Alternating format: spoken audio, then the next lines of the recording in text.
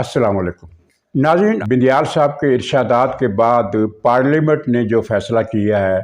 और उस पर हलचल मच गई है और पार्लियामेंट के फ़ैसले इस लिहाज से बहुत अहम हैं कि जो माजी में कभी किसी ने सोचा भी न था वो अब होने जा रहा है। यानी इमरान परस्त आइन शिकन जजों की पार्लियामेंट में पेशी और उनके लिए सज़ाओं का ऐलान। और इस हवाले से बात करेंगे। बिंदियाल साहब ने जो इरशादात फरमाए हैं उन पर भी पब्लिक में बहुत बड़ी बहस जारी है।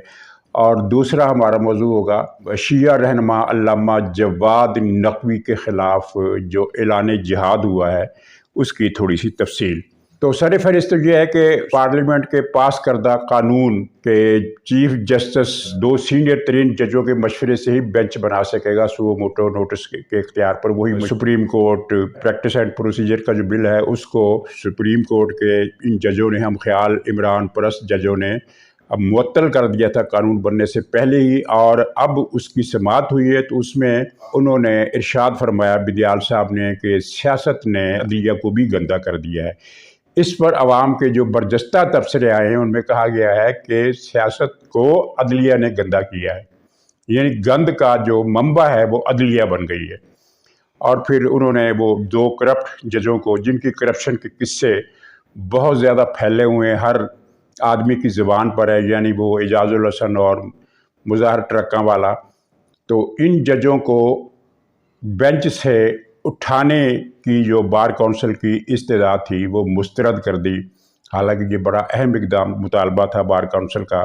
इस तरह बिंदियाल साहब ने ये एक मरतबा फिर तय कर दिया कि हम असूल, कानून, अखलाक पर यकीन नहीं रखते, हम आइन को नहीं मानते, हम किसी डेकोरम को नहीं मानते, हम जो कह दें वही आइन है, हम जो कह दें वही इंसाफ है, और हम इमरान परस्ती से बाज नहीं आएंगे। तो खैर उस पर हम ज़्यादा बहस नहीं करते, लेकिन जवाब में हाँ, ज़मीनी तौर पर यह है कि PTI को बहरहाल मायूसी हुई। उसका ख्याल था कि आज या कल ये इस समाअत में ये कानून उड़ा दिया जाएगा। कानून उड़ाने के बारे में तो वो ठीक है, जजों का, इनका एक इमरान परस्त जजों का एक जहन बन चुका है, लेकिन उन्होंने 8 तारीख तक कार्रवाई मुलतवी करके PTI को कदरे मायूस किया है। ये उन्होंने बिंदियाल साहब ने कोई पहलू बचाया है या क्या किया है ये कुछ कहा नहीं जा सकता, लेकिन पार्लियामेंट ने जो इसका जवाब देने का फैसला किया है वो बड़ा अहम है। नाज़रीन, एक फ़ैसला कहीं ना कहीं ये हुआ है कि कारकुनों को बुलाया जाएगा सुप्रीम कोर्ट के बाहर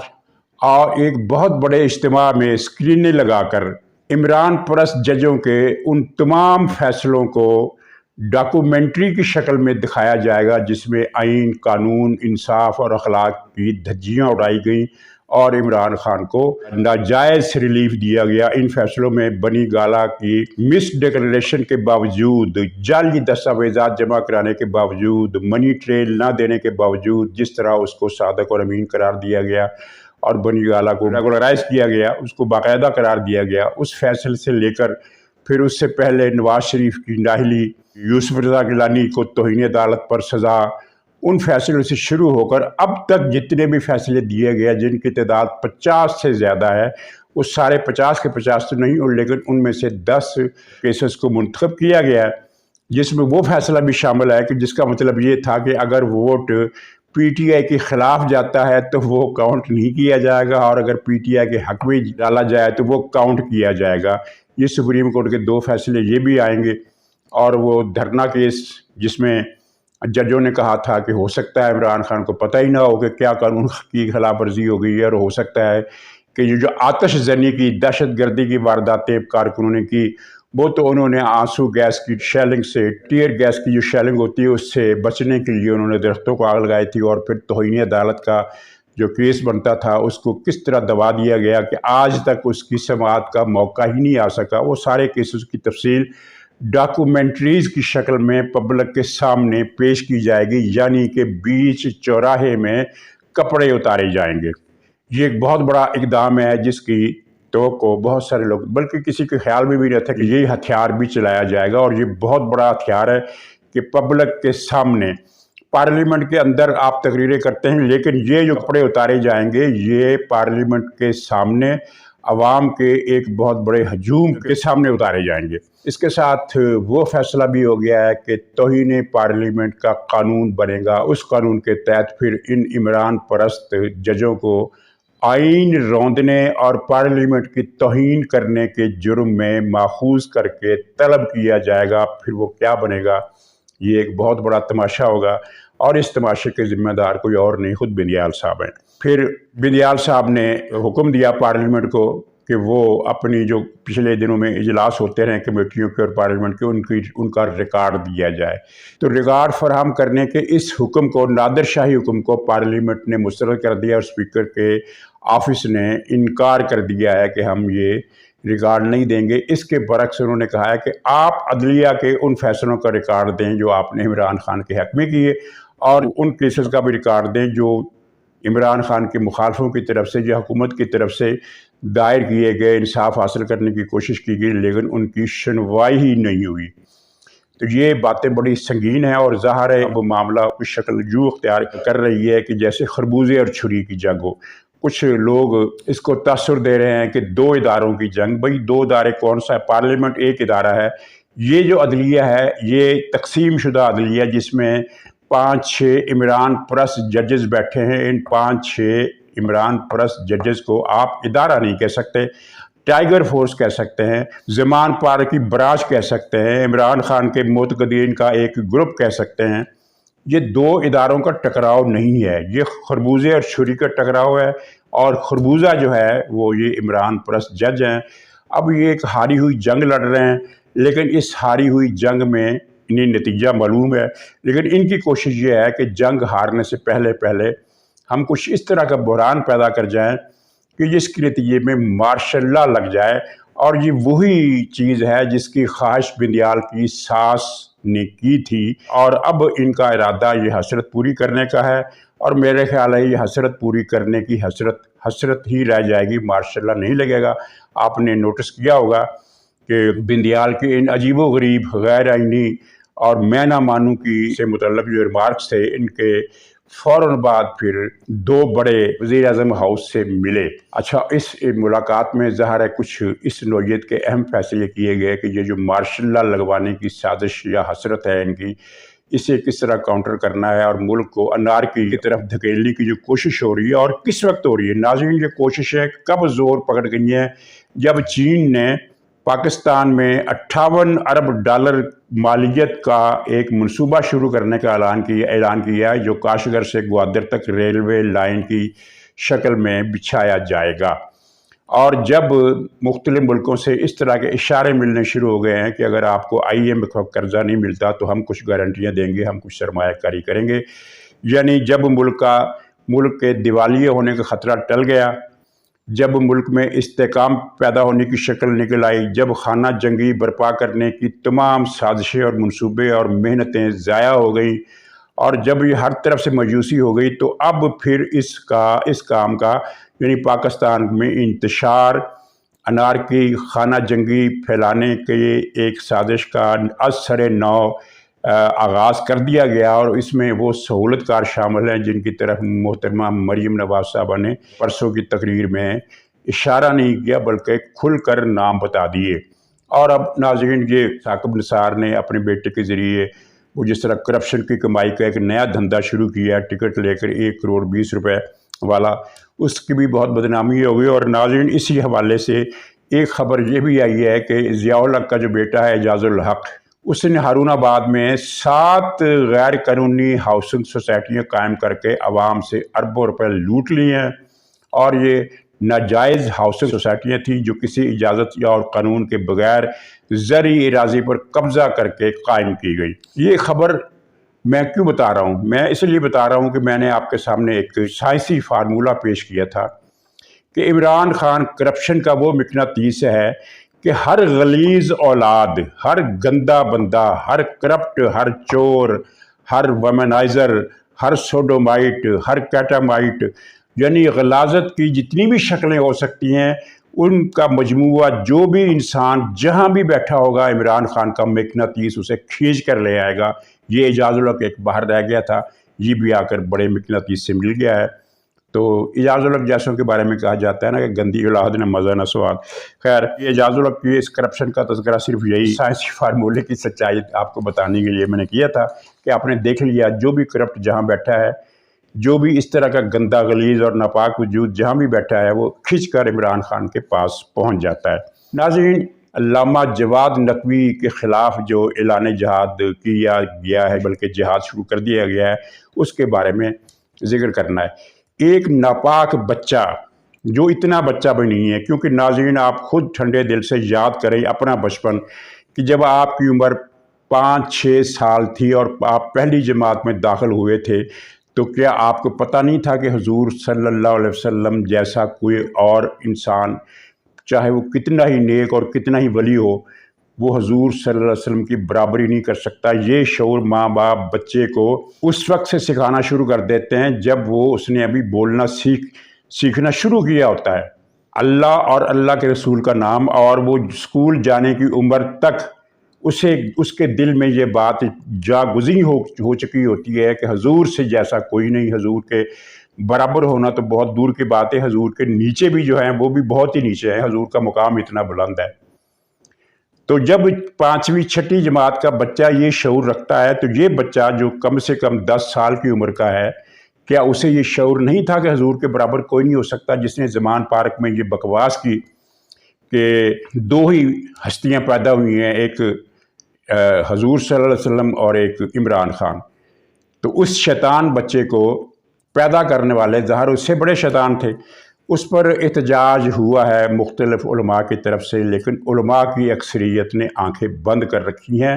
اور فضل الرحمان صاحب نے احتجاج کیا ہے، اویس نورانی صاحب نے احتجاج کیا ہے، مفتی منیب صاحب نے احتجاج کیا ہے، اعتصام علی ظہیر نے احتجاج کیا ہے، کچھ اور لوگوں نے بھی احتجاج کیا ہے، لیکن آپ کو حیرت ہوگی کہ جماعت اسلامی کے امیر سراج الحق نے اس پر کوئی احتجاج نہیں کیا۔ وہ تحریک وہ جو ہے علامہ امین شہیدی کی، اس تحریک نے کوئی احتجاج نہیں کیا، گویا کہ ان کا خیال ہے کہ ناموس رسالت باقی ہر قسم کی ناموس سے نعوذ باللہ بڑھ کر ہے۔ میں جماعت اسلامی کی بات نہیں کر رہا، جماعت اسلامی کے عقیدے واضح ہیں، وہ کلیئر ہیں، لیکن جماعت اسلامی پر سراج الحق صاحب کو جن پروجیکٹ عمران والوں نے ایڈوانس امیر جماعت بنایا تھا، تو اس وقت شاید ان سے یہ حلف بھی لیا ہوگا کہ ناموس عمران پر تم نے کوئی سمجھوتا نہیں کرنا۔ چنانچہ سراج الحق کے سوا اور یہ امین شہیدی کے سوا ہر ایک نے، جو یعنی جماعتوں کے سربراہ کی بات کر رہا ہوں، اس پر احتجاج کیا اور اس کی مذمت کی، تو لیکن سب نے دھیمے سروں میں مذمت کی ہے، سوائے علامہ جواد نقوی کے۔ علامہ جواد نقوی کون ہے؟ یہ اس دور کے ایک بڑے شیعہ عالم ہے، راسخ العقیدہ شیعہ ہیں، یہ بالکل اپنے اعتقادات میں، اپنے عقائد میں کوئی کمپرومائز نہیں کرتے، اپنے اصولوں پر، اپنی عقیدے پر پختہ ہیں۔ ان میں 2 باتیں ہیں جو انہیں دوسرے شیعہ علماء سے ممتاز کرتی ہیں۔ نمبر 1 تو یہ ہے کہ ان کا علم تاریخ کا بہت زیادہ ہے، اور انہوں نے تاریخ اسلام کو اسپیشلی سنی پرسپیکٹو سے بھی پڑھا ہے اور شیعہ پرسپیکٹو سے بھی پڑھا ہے۔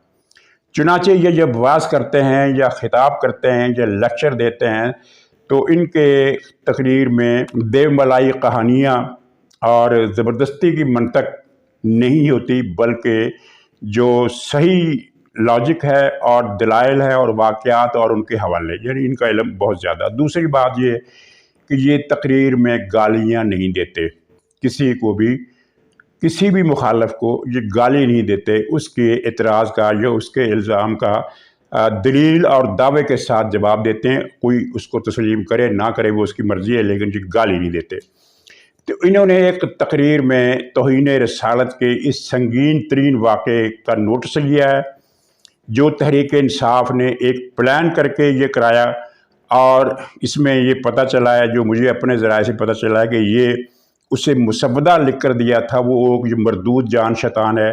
اور جس نے خواب دیکھا تھا جنرل باجوہ کی تقرری کے بارے میں، اس نے عبارت لکھ کر دی، اور فیصل جاوید جو پرانا گستاخ ہے، اس نے اس بچے کو سکھایا کہ یہ ڈائلاگ تم نے یوں بولنا ہے، اور اس بچے کے اس کے ماں باپ بھی اس غلاظت کے منصوبے میں شریک تھے، اور عمران خان کی اشیر بات سے عمران خان کی سرپرستی میں یہ سارا کام ہوا، اور سوچ سمجھ کر جان بوجھ کر کیا گیا۔ تو علامہ جواد نقوی صاحب نے سوال اٹھایا کہ جو لوگ کہتے ہیں کہ صحابہ کی ناموس پر ہم جان قربان کر دیں گے، اور جو لوگ یہ کہتے تھے کہ ہم اہل بیت کی ناموس پر جان قربان کر دیں گے، وہ کہاں ہیں؟ وہ کیوں چپ ہیں؟ کیا ان کے نزدیک یہ بچہ جس طرح اس نے بکواس بکی ہے، یا وہ ان کو درست تسلیم کرتے ہیں؟ کیا وہ مانتے ہیں کہ محمد صلی اللہ علیہ وسلم اور عمران بس دو ہی بچے تاریخ میں پیدا ہوئے ہیں؟ نعوذ باللہ، یہ کیا میں کفریات کی نقل کر رہا ہوں؟ علامہ جواد نقوی نے بھی یہ کفریات نقل کی ہیں تو میں نے بھی کر دی۔ تو کہاں گئی اہل بیت سے محبت کے دعوے، اور کہاں گئے صحابہ سے محبت کے دعوے؟ انہوں نے یہ سوال کیا، اور انہوں نے اس بچے کو ناپاک بچہ قرار دیا۔ ناپاک بچہ، میں بھی اس کو ناپاک کہتا ہوں۔ بچہ معصوم ہوتا ہے، انہوں نے بھی کہا بچہ معصوم ہوتا ہے، لیکن میں شعور کی بات کر رہا ہوں کہ جس ملک میں، جس معاشرے میں مسلمان اپنے 3 سال کے بچے کو اللہ اور اللہ کے رسول کے نام کا احترام سکھلانا شروع کر دیتے ہیں، اور جب وہ پہلی دوسری جماعت میں داخل ہونے کے قابل ہوتا ہے تو اس کو اچھی طرح پتہ ہوتا ہے کہ اللہ کے بعد حضور، اللہ اور اس کا رسول، یہ دو سب سے عظیم ہستیاں جو ہیں جن پر ہمارا مذہب اساس کرتا ہے، ہمارے مذہب کا یہ محور ہے، یہ عقیدہ کہ اللہ مالک ہے اور محمد صلی اللہ علیہ وسلم اس کے رسول ہیں، جو تمام انبیاء پر فضیلت رکھتے ہیں، باقی انسان تو بعد کی بات ہے۔ تو یہ انہوں نے سوال اٹھائے، اور یہ سوال اٹھانے کے نتیجہ کیا نکلا؟ پی ٹی آئی نے ان کے خلاف جہاد کا اعلان کر دیا، اور ان کے خلاف مختلف شیعہ علماء، الگ الگ دھڑوں کے یا الگ الگ شہرت رکھنے والے، الگ الگ پروفیشن کے جو نامور شیعہ علماء ہیں، ان سے منسوب کر کے یہ فکرے چلائے کہ جواد نقوی صاحب جو ہیں یہ تو سازشی ہیں، یہ تو پتہ نہیں استعمار کے ایجنٹ ہیں، یہ تو پتہ نہیں کس کے کہنے پر کام کرتے رہے ہیں، یہ منافق ہے اور مرتد ہے، پتہ نہیں کیا کیا وہ فکرے چلا رہے ہیں۔ میں ان علماء کے نام نہیں لیتا اس لیے کہ ہو سکتا ہے ان سے منسوب فکرے غلط ہوں، انہوں نے ایسی بات نہ کی ہو، لیکن ان میں ایک نام ہے، کوئی علامہ امین شہیدی صاحب ہیں۔ ان کے متعلق معلوم ہوا ہے کہ انہوں نے یہ فکرہ کہا ہے یا نہیں کہا ہے جواد نقوی کے خلاف، لیکن وہ کہہ سکتے ہیں کیونکہ ان کے نزدیک ان کا عقیدہ بھی یہی ہے کہ ناموس عمران جو ہے وہی اصل چیز ہے۔ وہ عمران خان کے سیاسی اتحادی ہیں، اور عمران خان کے دھرنوں میں وہ مسلح جتھے بھی بھیجتے رہے ہیں۔ تو یہ جناب جہاد پی ٹی آئی نے شروع کر دیا ہے، لیکن یہ ہے کہ پی ٹی آئی کو اب محسوس ہونا شروع ہو گیا ہے کہ اس نے یہ کام تھوڑا سا ریڈ لائن کراس کر دی ہے حضور صلی اللہ علیہ وسلم کے بارے میں۔ انہوں نے سوچ سمجھ کر ریڈ لائن کراس کرنے کا سلسلہ کئی سال سے شروع کیا ہوا ہے، تاکہ یہ دیکھا جا سکے کہ مسلمان کس حد تک ریئیکٹ کر سکتے ہیں۔ ناظرین، یہ بالکل ایک سوچی سمجھی ہوئی رائے میں دے رہا ہوں، وہ یہ ہے کہ جب عمران خان نے کہا تھا کہ جس طرح اللہ نے اپنے رسول یعنی حضور صلی اللہ علیہ وسلم کی 22 سال تک تربیت کی، بالکل اسی طرح میری بھی 22 سال تک تربیت کی۔ یہ عمران خان کی زبان کی پھسلن نہیں تھی، یہ عمران خان نے ایک سوچے سمجھے منصوبے کے تحت ایک پوائزننگ کی تھی کہ مسلمان معاشرہ اس پوائزن کو ہضم کر لے گا تو پھر پوائزن کی مقدار میں زیادہ کرتا جاؤں گا۔ اس کے بعد پھر آپ نے دیکھا کہ وہ پوائزن کی مقدار زیادہ کرتا گیا۔ بہت سارے لوگ مجھے ملے جو کہتے ہیں کہ عمران خان کی زبان لڑکھڑا گئی تھی جب اس نے خاتم النبیین کا لفظ صحیح نہیں ادا کیا۔ میں نے ان سے ایک ہی سوال پوچھا کہ خاتم النبیون پر خاتم النبیین یا خاتم النبیون جو بھی ورژے کہہ لیں یا خاتم الانبیاء کہہ لیں، ان تینوں ناموں کو آپ کسی 5ویں جماعت کے بچے کے سامنے بولیں اور بچے سے کہیں کہ یہ فکرہ یہ ادا کرے، یہ اصطلاح جو ہے خاتم الانبیاء کی یا خاتم النبیین کی وہ ادا کرے، تو وہ فوراً ادا کر دے گا، اس میں اس کی زبان نہیں ہچکچائے گی۔ لیکن اس نے کیا کہا، آپ کبھی اس کی ریکارڈنگ نکال کر دیکھیں، یوٹیوب پر موجود ہے۔ اس نے کہا خاتم النبی اللون۔ مجھے بتائیں کہ اس لڑکھڑاہٹ میں لون کہاں سے آ گیا؟ خاتم النبیہ لون، یہ اس نے کہا تھا۔ لون اس لڑکھڑاہٹ میں کہاں آ گیا؟ لڑکھڑاہٹ میں تو ایک حرف یا آدمی کھا جاتا ہے یا ایک حرف پر وہ اٹک جاتا ہے، اور وہ مطلب رے پر اٹک گیا تو رر کرتا رہ گیا، یہ ہوتا ہے لڑکھڑا جانا۔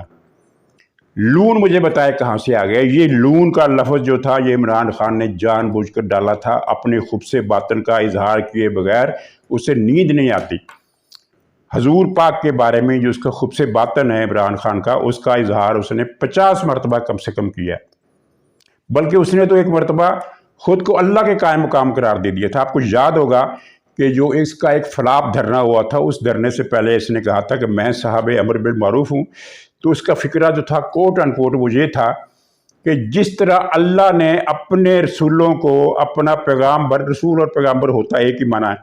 جس طرح اللہ نے اپنے رسولوں کو اپنا پیغامبر بنا کر لوگوں کے پاس بھیجا، اسی طرح میں تم لوگوں کو اپنا پیغامبر بنا کر آگے بھیج رہا ہوں۔ یہ رسول سے موازنہ نہیں تھا، یہ پیغمبروں سے موازنہ نہیں تھا، یہ اللہ سے موازنہ تھا کہ جس طرح اللہ نے بھیجا ان کو، میں تمہیں بھیج رہا ہوں۔ جس طرح اللہ نے انہیں بھیجا، وہ جو انہیں تھے